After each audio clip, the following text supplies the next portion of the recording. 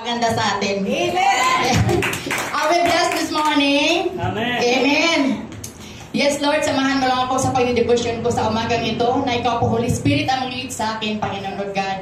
Na ipaunawa sa akin ang bawat salita mo, Panginoon. Nagtiwala po ako, Panginoon Lord God, na ikaw po mag-guide sa akin, mag-lead sa akin, Panginoon. Na magtagumpay ako sa devotion ko. This we pray in mighty name of Jesus Christ. Amen.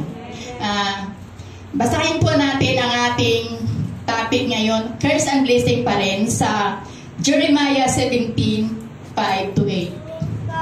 Sinabi po dito, sinabi ni Yahweh, susumpain ko ang sinumang tumalikod sa akin at nagtitiwala sa kanyang kapwa-tao. Sa lakas ng mga taong may hangganan ang buhay.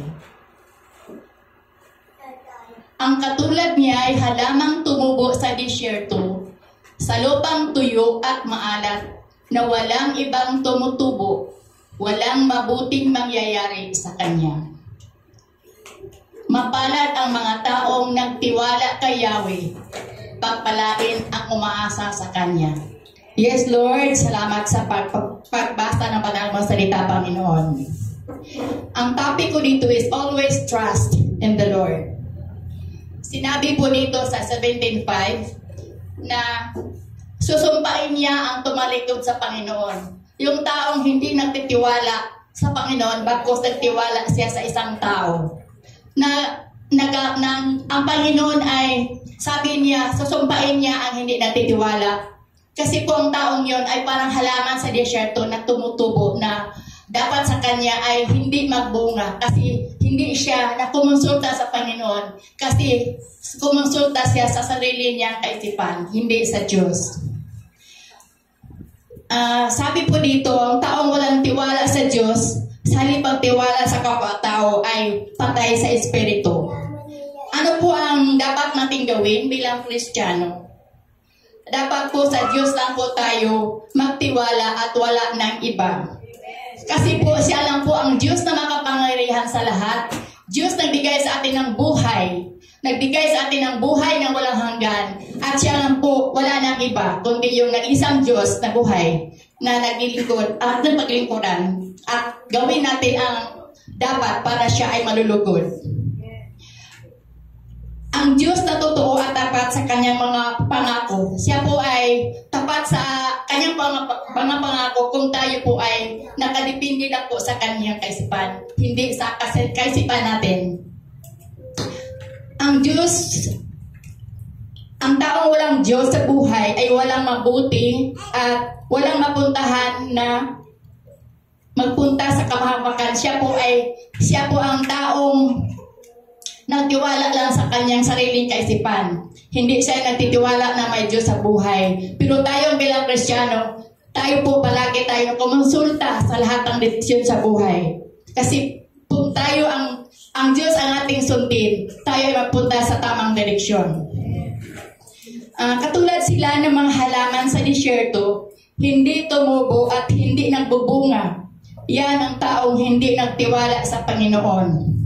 Sila ay nakadepende sa sariling kakayahan, hindi kumonsulta sa Panginoon. Dapat bawat desisyon ay kumonsulta sa Diyos. At sila ay nakadepende sa sarili nila kasi po sila ay patay sa Espiritu Santo. Sa Espiritu. Sa 7, sabi po dito na mapalad ang taong magtiwala kay Yahweh, pagpalain ang umaasa sa Kanya. Sabi po dito sa Proverbs 3:5 na trust in the Lord with all your heart and lean not on your own understanding.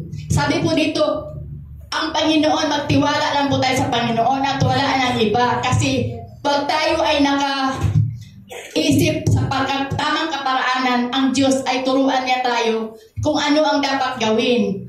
Bawat solusyon, kung tayo ay nagtanong sa Kanya, sabi, ask and it will be given. Seek and it will be found. Knock and the door will be open to you. Amen. Kasi ang Diyos po ay palaging naghintay sa atin. Amen. Kung kukonsultahin natin siya, pero pag hindi tayo malapit sa Kanya, ay wala din. Bagkus, ang Diyos ay naghintay sa atin na ang tao talaga ang magtiwala sa Kanya at magtanong palagi, makipag-unikta sa Kanya palagi. Amen. sabi po dito na sa 3:6 na submit to Him in all your ways. Sa lahat ng kaparaanan, konsulta sa Kanya kasi siya ang may bigay ng tamang direksyon at tamang lahat ng kapamaraanan pa siya ay kinonsulta, tayo ay bibigyan ng tamang kaparaanan. Sabi po dito sa 8, katulad ng punong kahoy na nakatanim sa batisan, lagi itong luntian ang dahon, ang laging fresh. Ito'y maraming bunga kasi ugat ay palaging nakasipsip sa tubig. At ito'y hindi natutuyo kasi nakakonekta sa kanya yung ugat. Tayo din po mga Kristiyano, sa lahat ng oras, tayo po ay babad sa presensya ng Diyos. Palagi tayo nag-aaral ng banal na salita at i-connect natin yung kaisipan natin sa Diyos.